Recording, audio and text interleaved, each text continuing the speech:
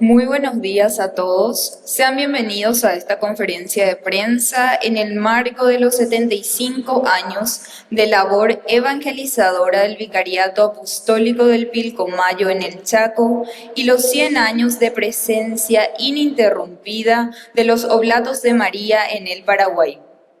Este año también festejaremos el centenario de Paí Pucú. Saludamos a los miembros de esta conferencia de prensa: Monseñor Guillermo Stecklin, obispo emérito de Ciudad del Este; el padre Óscar Vera, vicario de la primera provincia oblata Cruz del Sur; padre Zenón Bericani, ecónomo del sector Paraguay de la provincia oblata Cruz del Sur; padre Miguel Fried, administrador apostólico del Vicariato Pilcomayo. A continuación, iniciaremos escuchando las palabras del padre Óscar Vera, que nos dará una breve introducción.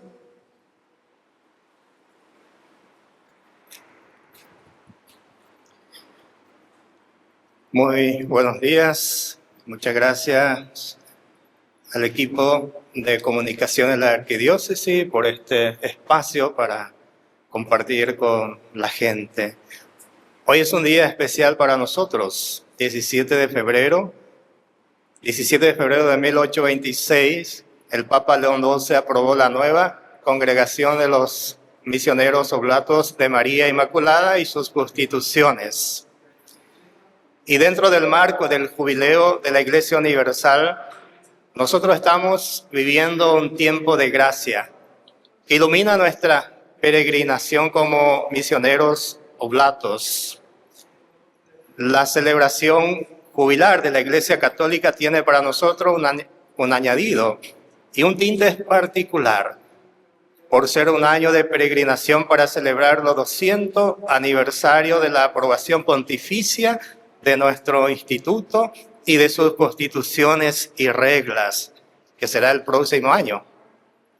Y en este año jubilar, aquí en Paraguay, celebramos los 100 años de presencia de los misioneros oblatos de María Inmaculada, 75 años del VAT y el centenario del nacimiento de Paí Pucú, uno de los tantos misioneros que pisaron las tierras chaqueñas para vivir y anunciar el Evangelio.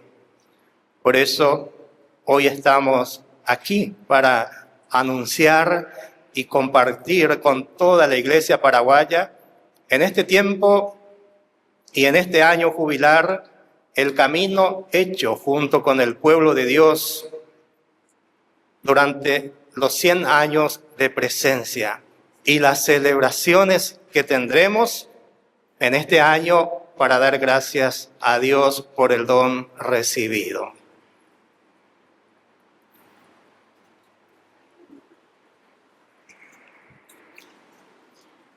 Muchas gracias, padre Óscar. A continuación vamos a escuchar las palabras del padre Zenón Bericani, que nos va a hablar sobre los 100 años de la llegada de los misioneros oblatos de María Inmaculada.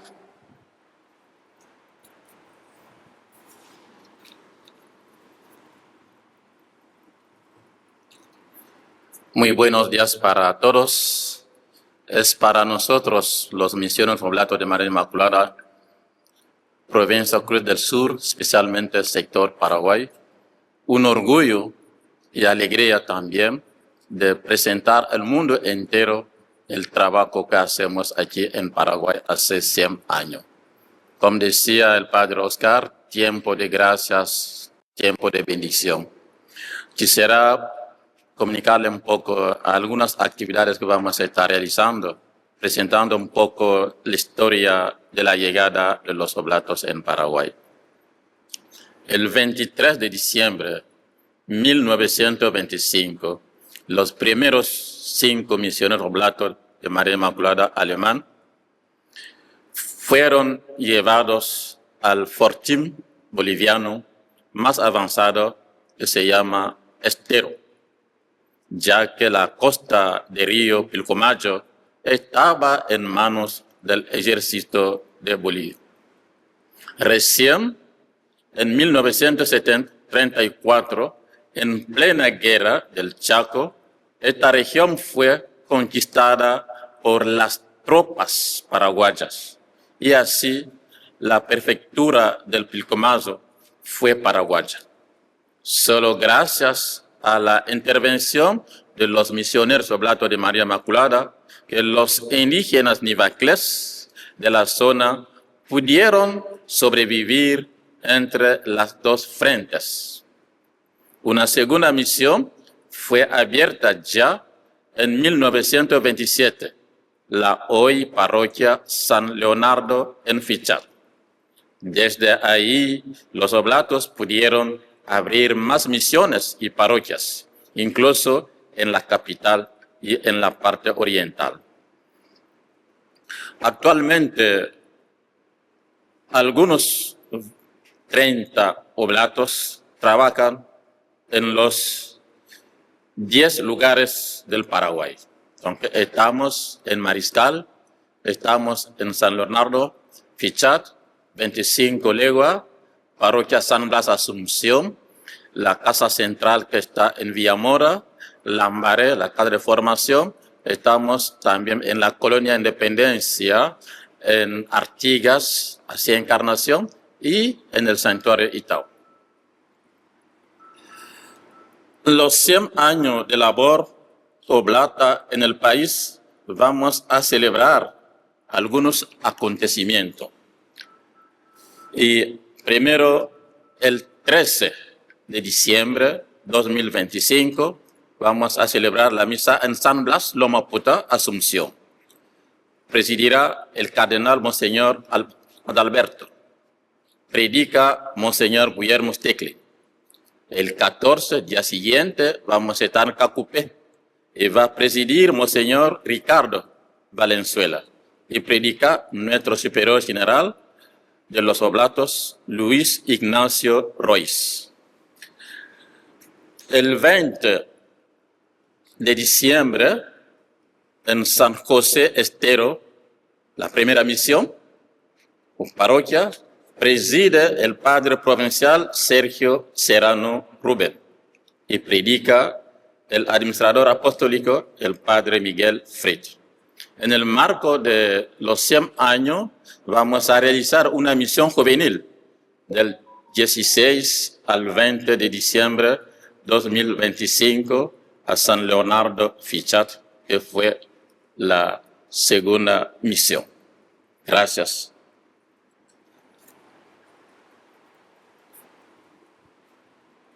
Muchas gracias, Padre Zenón.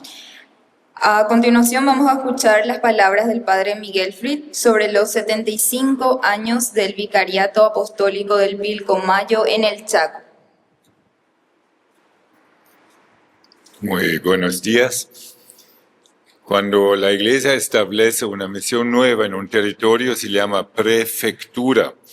La prefectura del Pilcomayo boliviana fue erigida en 1925 por la Santa Sede, desprendida del Vicariato Camiri de Bolivia. Cuando en 1934 la zona fue hecha paraguaya, esperaron hasta terminar la guerra y fue entonces la prefectura apostólica del Pilcomayo paraguaya. Y entonces fue desprendido de la diócesis, la segunda diócesis del país, Concepción y Chaco se llamaba en aquel tiempo. En aquel tiempo ya fue el tercer prefecto apostólico, el Monseñor Fairford. Él cambió la sede desde Esteros, la primera misión, a Mariscal Estigarribia, donde se encuentra hasta hoy. En 1950, después de 25 años, la prefectura fue elevada a Vicariato Apostólico del Pilcomayo. Por lo tanto, el prefecto, el superior, fue ordenado obispo. Un vicariato ya necesita un obispo, el vicario del Santo Padre. En 1980, el segundo obispo del Pilcomayo, Monseñor Sinforiano Lucas, desprendió el sur de la parte del vicariato y se formó la primera diócesis del Chaco, Benjamín Aceval. El sucesor de Monseñor Sinforiano Lucas fue el famoso Pai Pucú, que solamente durante 2 años pudo ejercer su ministerio. Y a él le siguió Monseñor Lucio Alfert de 1986 hasta 2022, un largo tiempo, todos le conocemos. Cuando el Papa aceptó la renuncia de Monseñor Lucio, me nombró a mí como administrador apostólico y seguimos esperando un nuevo obispo. El 14 de julio este año vamos a celebrar en su día mismo los 75 años de la existencia del Vicariato Apostólico del Pilcomayo, recordando a la vez 25 años de la consagración de la nueva catedral de Mariscal Estigarribia. Van a estar todos los obispos para compartir esta fiesta y el nuncio apostólico Monseñor Vincenzo Tuturo va a presidir la Santa Misa el 14 de julio. Esta fiesta va a ser precedida por un concierto con Luis Sarán, el maestro, con un grupo de músicos en Mariscal Estigarribia. Muchas gracias. Muchas gracias, Padre Miguel. Él es el administrador apostólico del Vicariato Pilcomayo. En estos momentos voy a dar la palabra al Monseñor Guillermo Stecklin, que nos va a hablar un poco acerca de los 100 años de Paipucú.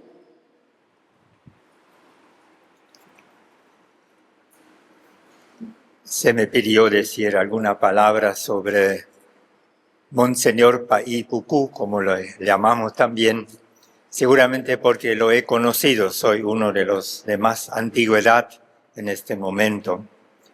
Fue en 1925 en Bélgica, el 6 de diciembre, que él nació, Piet Jacobus Schouw. Lo llamamos Paipucú por su estatura de 2 metros. Él, después de su formación, su ordenación sacerdotal, llegó al Paraguay en 1952 y poco después ya se trasladó a Benjamín Acebal, en el Bajo Chaco, donde trabajó como misionero itinerante hasta 65, a pie, a caballo, en sulky, más tarde en camioneta. Y sus giras duraban largas semanas. En 1965 fundó y abrió la escuela que hoy conocemos como Escuela Paipucú, ubicada en el kilómetro 156 de la Transchaco. Allí se estableció, vivía. La santa patrona de este lugar es María Medianera. Y finalmente en 73 fue párroco de Puerto Elsa y fue ordenado obispo del Vicariato Apostólico del Pilcomayo en 1981. Y como ya dijo el Padre Miguel, solo 3 años después, fue el 21 de junio de 84, y yo recuerdo bien ese día, falleció en un accidente de tránsito en la Transchaco, cerca de Villa Ayes. Ese lugar hoy se marca por el pequeño centro espiritual Paipucú, con un monumento y una capilla donde se celebra una misa conmemorativa cada mes.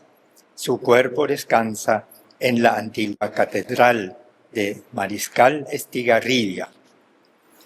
Yo tuve la gracia de conocer al Paipucú en 1974 en Nanagua, Puerto Elsa, donde lo reemplacé durante 6 meses. A lo largo de 10 años tuvimos varios encuentros, participé también en su ordenación episcopal. Siempre me impresionaron su sencillez, su seriedad, austeridad y profunda alegría. Era hombre de una sola palabra sin doblez. Era un hombre de Dios, fuerte y exigente, y al mismo tiempo sacrificado y humilde. Sobre él existen numerosas anécdotas, algunas muy simpáticas.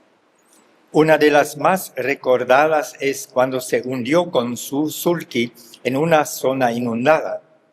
Se salvó solo su persona, el caballo y la ropa que llevaba puesta. Pero un año después, un cacique indígena había encontrado su cruz y se la devolvió. Paipucú dejó una huella imborrable en el corazón de muchos chaqueños y varios lugares llevan su nombre y hay gente que pide su intercesión, que reza y muchos han obtenido favores por su intercesión y lo estamos anotando porque actualmente se está promoviendo la causa de su beatificación, ahora asumida por la Arquidiócesis de Asunción. Esperamos poder abrirla oficialmente en este año del centenario de su nacimiento. Muchas gracias.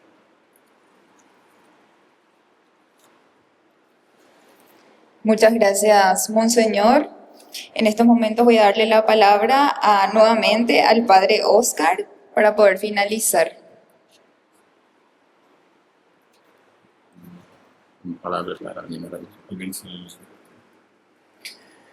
Muchas gracias una vez más. Tenemos una visita hoy de un oblato, Padre Leo, que viene de los Estados Unidos, justo hoy está con nosotros. Así que muchas gracias y bienvenido a Paraguay. Tenemos también, hoy nos acompaña Padre Cristino Bonner, un amigo de los oblatos. Muchas gracias por la presencia. Padre Leo, ¿quiere dirigir algunas palabras para nosotros, para los oblatos? Orientarnos. Felicidades en su centenario. Gracias. Gracias. Muchas gracias. Somos oblatos de María Inmaculada, por eso quiero terminar este espacio haciendo una referencia a ella. En nuestras Constituciones y Reglas número 10 dice que ella es nuestra madre y nuestra patrona. María, dócil al Espíritu, se consagró enteramente como sierva humilde a la persona y a la obra del Salvador. En la Virgen, los oblatos reconocemos el modelo de fe de toda la Iglesia y de nosotros mismos. Muchas gracias al equipo de comunicación de la Arquidiócesis. Muchas gracias a Radio Cáritas, Radio Paipucú, Yandeyara Ñe, también al responsable de la comunicación de la provincia Cruz del Sur, que está aquí. Aquí tenemos entonces para darles todas las informaciones que hemos compartido con ustedes para que nos ayuden a compartir con la gente, para que la gente conozca más de nosotros y sobre todo este año tan importante que estamos ya viviendo por el centenario de la presencia de los oblatos aquí en la Iglesia paraguaya. Si hay algunas preguntas, estamos dispuestos aquí para compartir.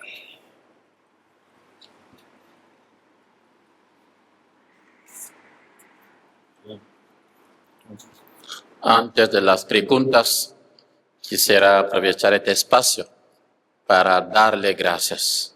Gracias a todos los bienhechores, los que nos apoyan con su presencia, con sus aportes, con su dinero. Muchísimas gracias. Les aseguramos de nuestras oraciones. Gracias. Y invitamos también a compartir unas bocaditas y una gaseosa en el fondo del salón a todos los presentes.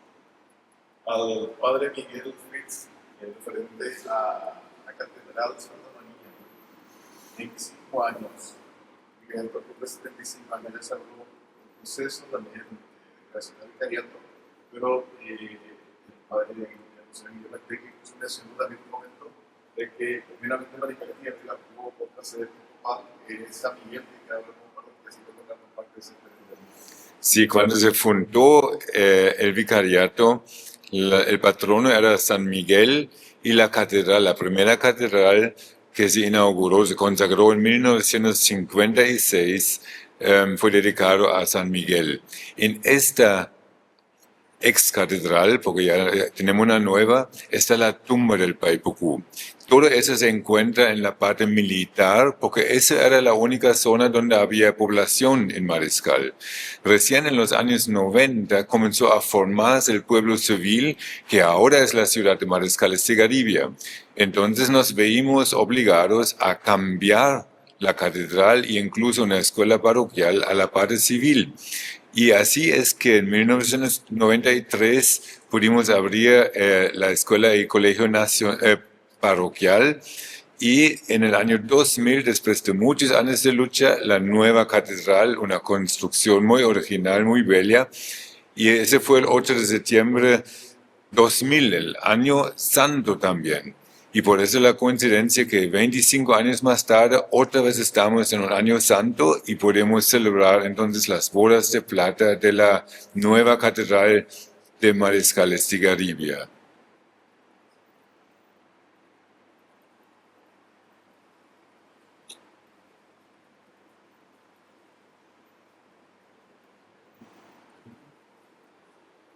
Vamos a terminar. ¿Alguna otra pregunta? De esta manera, entonces, finalizamos la conferencia de prensa. Muchas gracias a todos por su presencia y que tengan un excelente día.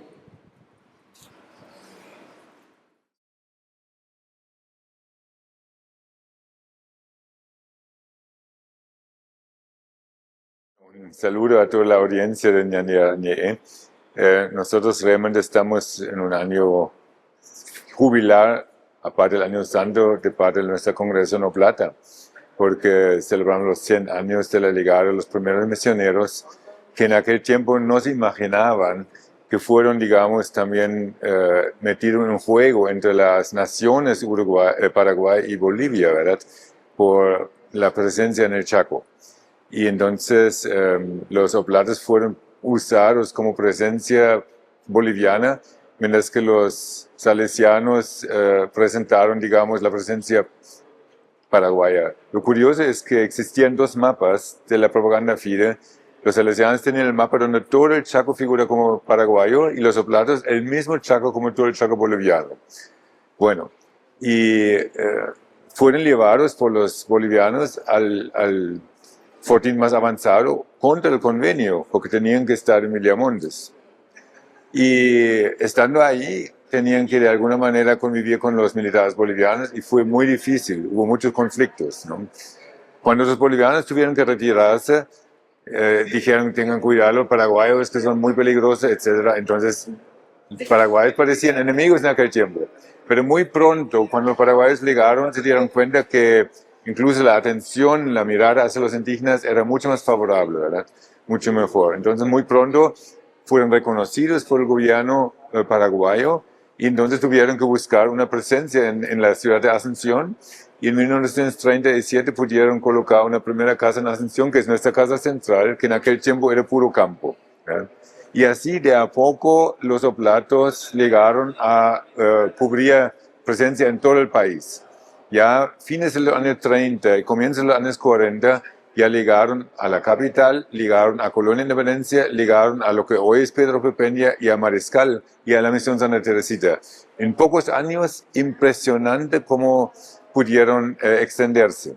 Y tuvieron muy buen contacto con el obispo Gaona salesiano de la diócesis de Concepción y Chaco, que generosamente, ¿verdad?, desprendió y él mismo marcó dónde pueden ser las fronteras de lo que es ahora el vicariato. Fue reconocido por la Santa Sede y ese es ahora el vicariato. Es decir, iba hasta el río, hasta el puente de Manso hoy en día, y después en el 1980 ya fue formada la primera diócesis. De todas maneras, con todas las peripecias políticas, también toda la lucha por la sobrevivencia de los indígenas Nivacle, los oblatos están presentes ininterrumpidamente y con mucha no quiero decir orgullo, pero con mucha satisfacción y con mucho agradecimiento al Señor podemos mirar atrás y con eso también mirar hacia adelante. Nosotros en estos meses tenemos varios oblatos que hicieron votos perpetuos, varias ordenaciones diaconales. Anteayer hubo una ordenación sacerdotal, otro que hace medio año fue ordenado. Este año vamos a tener 2 otras ordenaciones sacerdotales. Entonces, realmente es un año de gracia en todos los sentidos para nosotros y seguimos con mucha fuerza, con mucho ánimo y sobre todo con la ayuda del Espíritu Santo para continuar nuestra labor misionera en el Paraguay. Este año, un año de gracias. Vemos también que hay muchos jóvenes como él, como decía Miguel, que están entrando. Tuvimos jóvenes que hicieron sus votos perpetuos, diaconado, sacerdotes. Pero a mí como administrador o económico, lo que me preocupa es que sí hay vocaciones en Paraguay, pero me preocupa cómo mantener a los oblatos. Entonces, antes, los años 1925, 30 por ahí, hasta 2000, había muchos oblatos extranjeros que venían de Alemania, de Bélgica, de Canadá, de otra parte. Y de ahí venía también la plata para nosotros. Pero hoy día tenemos nomás 2 alemanes que están, Miguel y Guillermo. Y no viene más nada de Europa. Tenemos que sobrevivir con lo que podemos conseguir a partir de acá. Pero trabajando en el Chaco, ustedes conocen mejor Chaco que yo, y el sacerdote se va 70, 100 kilómetros para visitar a la gente, para llevarle la buena noticia, pero su combustible le cuesta porque ellos, la gente de ahí, no tienen. Por eso todos reciben un poco de plata de parte del económico que soy yo. Yo tengo la obligación de buscar medios económicos para darle, para que se vaya, pero cuesta hoy día. Por eso quería aprovechar este espacio. En primer lugar, decirle gracias a todas las personas que nos están ayudando en las parroquias, en nuestra provincia o sector Paraguay, con su presencia, con su ayuda financiera, pero que no se descanse, que no se cansen de nosotros. Por eso necesitamos personas de buena voluntad que puedan aportar para que siga esta misión, porque está llegando muchos jóvenes y no tenemos medios suficientes para ayudarle a realizar su trabajo misionero. ¿Cómo se puede contactar con ustedes, padre, para aquellas personas con buena voluntad que están viendo el canal? Sí, yo estoy trabajando ahí en la casa central que está en Villamora, Quesada número 4365. Mi teléfono es 0981 28 14 y 35. Yo estoy trabajando ahí todos los días de las 7 hasta las 12, menos sábado. Sábado estoy en la parroquia San Blas como párroco.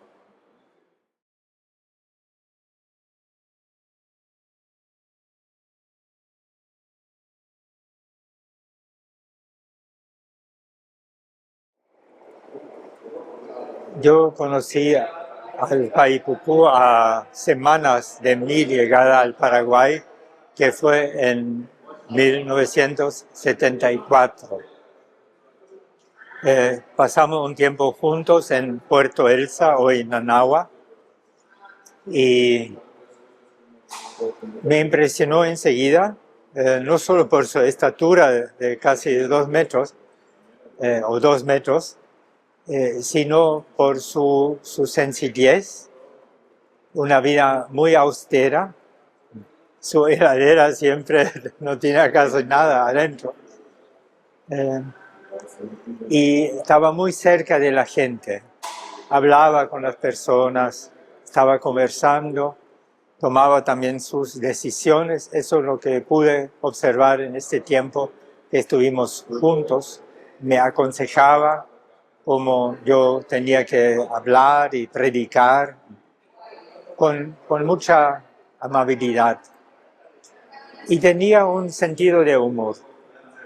Pero lo que más impresiona en una persona es que cuando es alguien lleno de Dios, es un hombre de Dios, la alegría no es superficial, no es así de carcajadas nomás, sino es algo profundo. Esto me impresionó a mí y también a la gente que llegó a quererlo. Después escuché anécdotas e historias sobre él y cómo él llegaba a las estancias, él dormía en las estancias, al inicio seguramente en la casa del patrón, pero después decidió dormir ahí donde están los peones, donde está la gente. Y como no había una cultura religiosa en muchas de estas personas, él les obligaba con bastante fuerza, decía a la gente, bueno, primero la misa, después la fiesta patronal, pero todo tiene que estar en la misa. Y con eso se hizo famoso. Le sorprendía a la gente con sus exigencias y le hacían caso y vieron que era para su bien. Después hay todo esto como continuación. Luego él también era organizador, muy organizado. Dice que en estos años que recorría a caballo, solamente 2 veces falló una fecha. No le importaba la lluvia en el Chaco ni nada. Organizó una escuela internado en Paipucú, sobre la ruta Transaco, kilómetro 156, que hasta hoy existe y florece, porque los niños en las estancias no podían ir a la escuela, necesitaban un internado, y organizó eso. Lo original fue que no pedía mucho dinero así a bienhechores de afuera, sino pedía la contribución de la gente y la escuela se hizo de troncos de palmas. Entonces, al estilo chaqueño. Después tuvo esa idea de tener una radio y hablaba con los políticos, muchos conocía de sus visitas a estancias y estaba bastante avanzado ese proyecto, ya era obispo, pero no logró él mismo ver la radio. Después de su muerte comenzó a hacerse realidad la radio Paipucú. O sea, una impresionante persona y también impresionante el eco que hasta hoy tiene en las personas que le han conocido. Hay músicas, hay poesías y este pequeño santuario, o como llamarlo, centro espiritual Paipucú, cerca de Villa Ayes sobre la ruta. Eso más o menos es lo que puedo decir. No es mucho, pero es una impresión que tengo. Muchas gracias. Ah, bien.